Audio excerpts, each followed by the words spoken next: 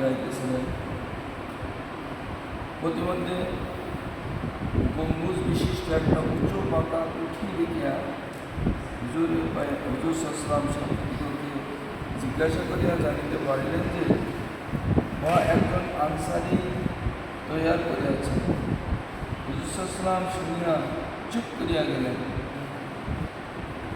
অন্য এক সময় সেই সাহাবী হুজুর পাক সাল্লাল্লাহু আলাইহি ওয়াসাল্লামের খিদমতে আসিয়া সালাম করা মাত্র হুজুর সাল্লাল্লাহু আলাইহি ওয়াসাল্লাম মুখ ফিরাইয়া লইলেন।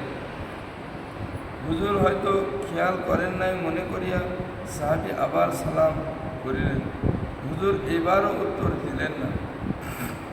লোকটি পেরেশান এবং ব্যতিব্যস্ত হইয়া উপস্থিত সাহাবীদেরকে কারণ জিজ্ঞাসা করিয়া জানিতে পারিলেন যে হুজুর সাল্লাল্লাহু আলাইহি ওয়াসাল্লাম তোমার সেই পাকা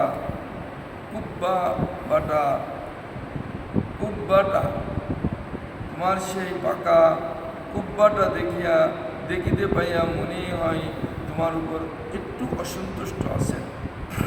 সাহাবী তৎক্ষণাৎ বাড়ি গিয়া কুব্বাটা এমনভাবে ভাঙিয়া সুরমার করিয়া দিলেন যে উহার নাম নিশানাও বাকি রাখিলেন না।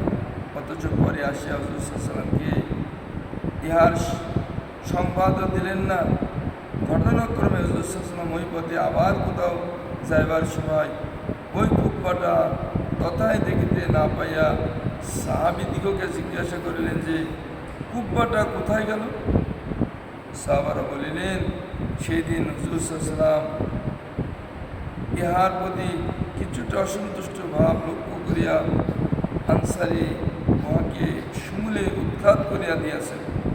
প্রিয়তম হুজুর সাল্লাল্লাহু আলাইহি ওয়াসাল্লাম নবী করিম সাল্লাল্লাহু আলাইহি ওয়াসাল্লাম ইহা শুনিয়া ইরশাদ ফরমাইলেন, প্রত্যেক পাকা ইমারত মানুষের জন্য বিপদস্বরূপ।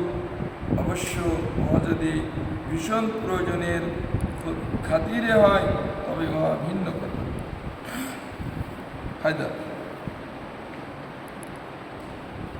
ইশক ও মহব্বতের ইহাই হইল চরম নিদর্শন। নিজেদের কার্যকলাপে হুজুর সাল্লাল্লাহু আলাইহি ওয়াসাল্লামের চেহারা সামান্যটুকু সেলাই হইবে ইহা তাহাদের বরদাস্তের বাহিরে ছিল। ও মাহবুবের জন্য কত বড় ভালোবাসা! কি জন্য ভাঙ্গিলেন আসিয়া বলিয়াও গেলেন না, বরং হুজুর সাল্লাল্লাহু আলাইহি ওয়াসাল্লাম স্বয়ং তথায় গিয়া দেখিয়া খুশি হইলেন। হুজুর সাল্লাল্লাহু আলাইহি ওয়াসাল্লাম কোনো জিনিস দেখে অসন্তুষ্ট হওয়া, সাহাবীরা সেই জিনিস রাখেন নাই।